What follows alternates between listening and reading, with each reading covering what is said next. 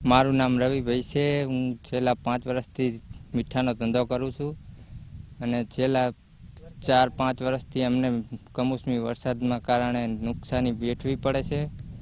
સરકાર કદાચ સહાય કરાય તો એવી અમારી અપીલ છે। અમારો 5 મહિનાનો માલ થાય એમાં 50-60 હજાર રૂપિયાનો માલ ધોવાઈ જાય છે। સરકાર અમને સહાય આપે કંઈક 5-6 વર્ષથી અમે આવી મીઠામાં 6 થાય 400 થાય એમ કમોસમી વરસાદ 100-150 એવું ધોવાઈ જાય 50-60 હજારનો નુકસાન આવે। મારું નામ પ્રવીણભાઈ મનસુખભાઈ ઠક્કર, મુકામ પાટડી, હાથિયા સોલ ટ્રેડર્સ। હું અમે લોકો છેલ્લા 25-30 વર્ષથી આ મીઠાનો વેપાર કરીએ છીએ, પણ એમાં છેલ્લા 4-5 વર્ષથી કમોસમી વરસાદ આવવાથી મીઠાના પાકને તથા અગરિયા ભાઈઓને પણ પ્રમાણમાં ખૂબ મોટું પ્રમાણમાં નુકસાન જાય છે। જે અંગે અમે વેપારી ભાઈઓએ નિર્ણય કરી થોડો ભાવ વધારો કરેલ છે કે જેનો લાભ અમે અગરિયા ભાઈઓને આપી શકીએ। ખરેખર અગરિયા ભાઈઓને નુકસાન ઓછું જાય એ માટેના અમારા પ્રયત્નો પૂરા હોય છે। આ માટે અમે સરકારશ્રીને વારંવાર રજૂઆત કરવા છતાં અમને જે પ્રમાણમાં સહાય મળવી જોઈએ કંઈ મળતી નથી। બીજો પ્રશ્ન અમારા રોડ રસ્તાનો છે। જો રોડ રસ્તાઓ પણ સારા થાય તો મીઠું અમે વહેલું ખેંચી શકીએ, તો જેનાથી અમને આ જે માવઠાનો માર પડે છે એનો માર ઓછો પડે અથવા તો નહીવત પડે અથવા ન પડે એવી પરિસ્થિતિ સર્જાય।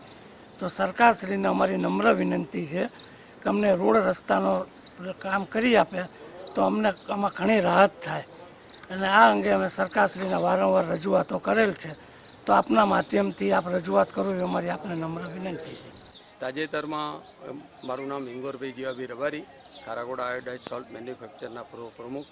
તાજેતરમાં સાયક્લોન થવાના કારણે કમોસમી વરસાદ છેલ્લા અઠવાડિયાથી પડી રહ્યો છે। આ કમોસમી વરસાદ પડી રહેવાથી રણમાં અગરિયા લોકોનું જે મીઠું પાકેલું છે આશરે 7થી 8 લાખ ટન રણમાં મીઠું છે અને આ વરસાદ પડવાના કારણે એ મીઠું ખેંચવા માટે ખૂબ મોટી તકલીફ છે। અમે સરકારશ્રીને અવારનવાર વિનંતી કરી છે કે ભાઈ આ અગરિયાઓ માટે આ નાના રણમાં કંઈક કાયમી ઉકેલ આવે એવી જો સરકારશ્રી કોઈ આયોજન કરે કે છેલ્લા 5 વર્ષથી આ રણમાં સતત સાયક્લોન આવવાના કારણે ખૂબ મોટું નુકસાન થાય છે। 8 મહિના કાળી મજૂરી કરી આ પરિવારો જે મીઠું પકવે છે એમની મૂડી ધોવાઈ જાય છે, સાથે સાથે નાના વેપારીઓને પણ આનાથી ખૂબ મોટું નુકસાન થાય છે। તો સરકારશ્રીને વિનંતી કરીએ છીએ કે સર્વે કરાવી એમને કંઈક સહાય ચૂકવે।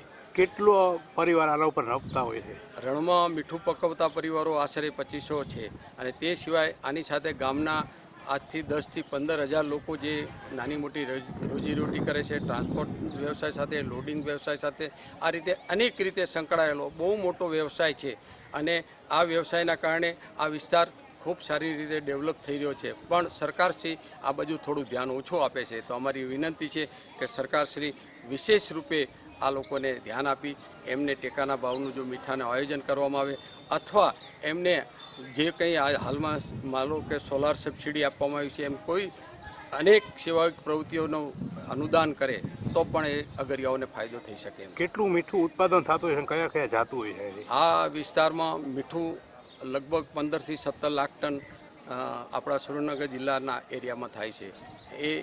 આ મીઠું ગુજરાત, MP, UP, મહારાષ્ટ્ર, રાજસ્થાન અને ઝારખંડ, છત્તીસગઢ વગેરે રાજ્યમાં જાય છે। હાલ જે કમોસમી વરસાદ અંદાજે કેટલું નુકસાન હશે? આ કમોસમી વરસાદથી અંદાજે 6થી 7 લાખ ટન મીઠું અંદર રણમાં રહી જવાના કારણે ઓછામાં ઓછું 30થી 35 કરોડનું નાના અગરિયાઓને નુકસાન થઈ રહ્યું છે।